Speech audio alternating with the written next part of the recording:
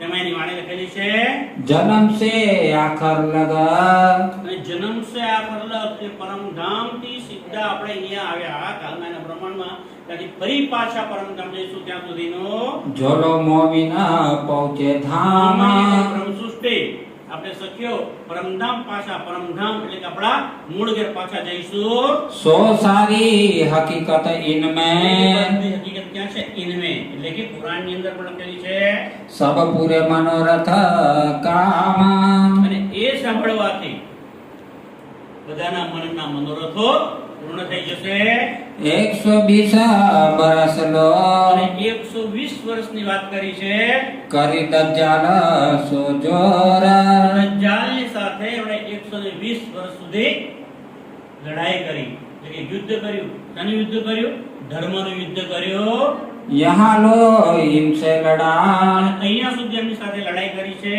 करके बड़ा शोर અને દજ્જાલ તો એમની સાથે ખૂબ જ શોર બકોર કરી અને લડવા લાગેલો હતો पहली लड़ाई मोहम्मद साहिब सो કઈ લડાઈ થઈ તો સૌથી પહેલા લડાઈ કોની સાથે થઈ મોહમ્મદ સાહેબ સાથે फिर उनके यार કારણ કે મોહમ્મદ સાહેબે જ્યારે કુરાન લાવ્યા અને જે વાત કરતા હતા તો એ વખતના ત્યાંના કર્મકાંડી એટલે શરીયતના ગુલામીઓ મુસલમાનોને કઈ પસંદ નહોતી અને એટલા માટે એમની સાથે લડાઈ થઈ એના પછી એમના યાર એમની સાથે પણ લડાઈ થઈ ता पीछे श्री देवचंद्र जी सो અને ત્યાર પછી દેવચંદ્ર જ્યારે પરમધામની વાતો કરવા લાગે છે તો એમની સાથે પણ ઘણી જગ્યાએ બળવાઓ થાય લડાઈ પણ થઈ આગળ તમે જોઈ ગયા કે જ્યાં જામનગરની અંદર કાનજી ભટ્ટને ત્યાં કથા સાંભળતા હતા તે પેલા ત્યાંના રાધાવલીની માર્ગીઓ સાથે રોજ ખટપડતો થયા કરતી હતી એમ લડાઈઓ ચાલી करी खबर परवरदिगार પણ પરવરદિગારે એની ખબર લીધી અને એ બધા સંકોટો હતા એમાંથી પણ એમને ઉગાર્યા श्री जी साहेब जी और गिरोह सो શ્રીજી સાહેબજી શ્રીજી સાહેબજી એટલે પ્રાણનાથજી અને એમની ગૃહ એટલે 12000 બ્રહ્મસૃષ્ટિ लड़ाई ना दरमियान એમની સાથે પણ દજ્જાલે તો યુદ્ધ કર્યું છે बीच बिहारी जी के बैठ के દજ્જાલ ક્યાં લેવા જવાનો છે સાચી ઘરમાં જ હોય દજ્જાલ ક્યાં છે આપણી પાસે જ હોય દેવચંદ્રજી પાસે પણ દજ્જાલ હતો એમના દીકરા બિહારીની અંદર દજ્જાલ બેસી ગયો સુંદર સાહેબજી દેવચંદ્રજીના દીકરા બિહારીજી એમની અંદર પરમધામની રતનબાઈની વાસના હતી દેવચંદ્રજીના દીકરા બિહારીજી એમની અંદર પરમધામની રતનબાઈની આત્મ હતી છતાં પણ એમણે વિરોધ કર્યો કેમ રાજ્યનો હુકમ હતો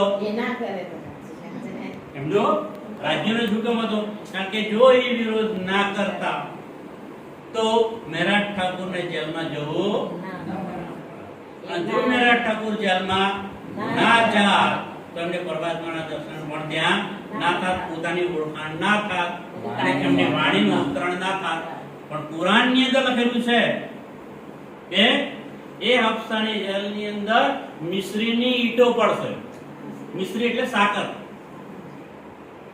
ખાંડ એની ઈંટો પડશે કુરાનમાં ચોખ્ખે ચોખ્ખું લખેલું નથી એટલે કે મિશ્રીની ઈંટો પડશે તો એ મેરાટ ઠાકુર હફસાની જેલમાં ગયા અને ત્યાં એમના મુખેથી કિતાબનું અવતરણ થયું સૌથી પહેલા કઈ કિતાબનું અવતરણ થયું રાસ પછી પ્રકાશ અને પ્રકાશ પછી કટૃતિ અને કલશની 2 ચોપાઈનું અવતરણ ત્યાં થયું એ જે વાણી ઉતરી એ જ છે મિશ્રીની જો એમ ના થયું હોત તો રાજ્ય કારણ બનાવ્યું છે સુંદરસાજી तहा किया बड़ा कुफराना દેવચંદ્રજીના દીકરા બિહારીજીના શરીરમાં અહીંયાના તનમાં બેસીને પણ દજ્જાલે ઘણો બધો શોર કર્યો इन सारों की शाहिदी અને કેવી રીતે શોર કર્યો આગળની વિતકમાં આવશે તો આ બધાની શાહિદી એટલે સાક્ષી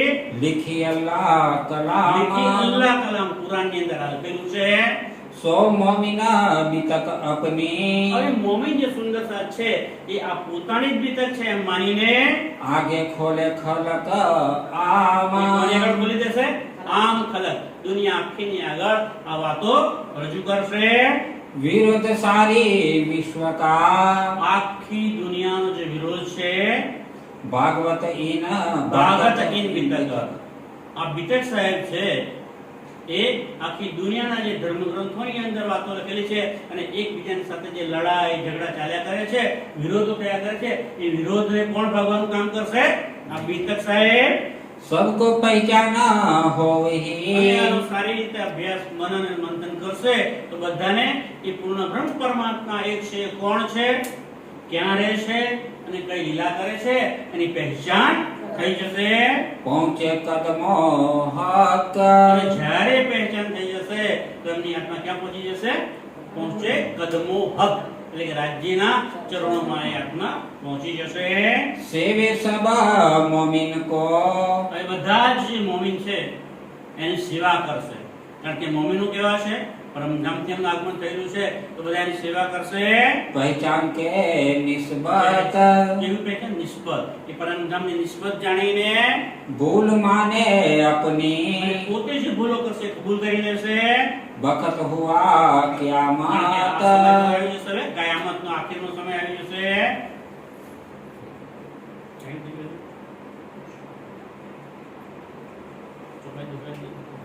સુંદરતાજી, સમયની મર્યાદા છે અને આગળની વાત આપણે કાલે કરીશું. તો આટલે સુધી લઈએ. અમારી વાણીને વિરામ આપીએ છીએ. बोलो श्री प्राणनाथ प्यारे की जय। सेवे सब मोमिन को सेवे सब मोमिन को पहचान के निस्बत पहचान के निस्बत भूल माने अपनी भूल माने अपनी बखत हुआ क्यामत बखत हुआ कयामत बखत हुआ कयामत। बोलो श्री प्राणनाथ प्यारे की जय। धाम के धनी की जय। सतगुरु महाराज की जय। सर्व सुंदर साथ की जय। प्रणाम जी।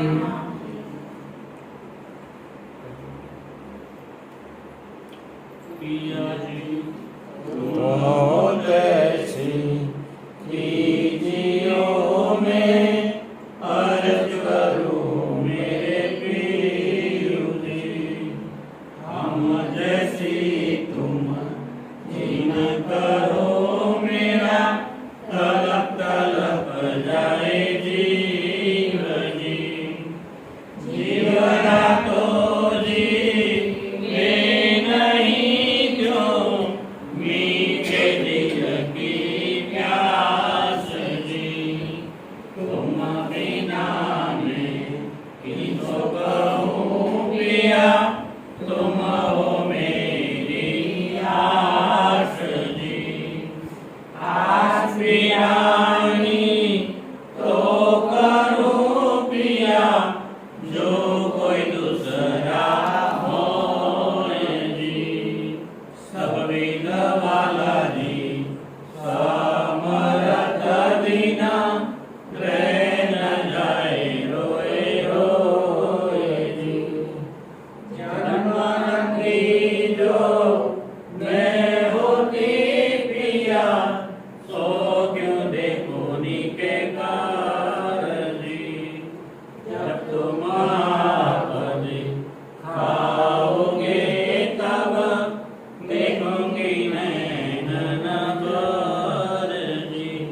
ये पुकार पिया जी मेरी सुन के अब दिल करो तुम जीन जी। पल खबर जो लीजियो में अर्ज करूं दुल्हीन जी। ऐसी अरज में तो करूं पिया पीर पड़ी अंतराय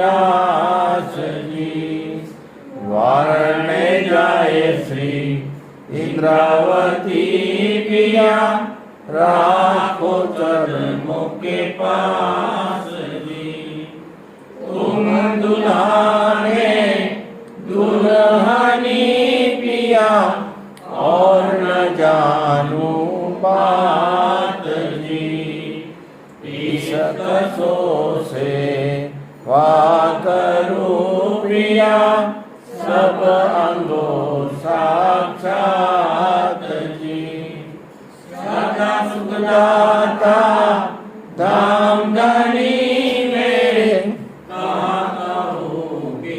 बात जी श्री मामति युगल स्वरूप परमरी अंगना बलि बलि जात जी पिया जी तुम होते सी कीजियो में अर्ज करूं मेरे प्रिय जी बोलो श्री प्राणनाथ करे राम के धनी की जय सद्गुरु महाराज की जय सर्व सुंदर साथ की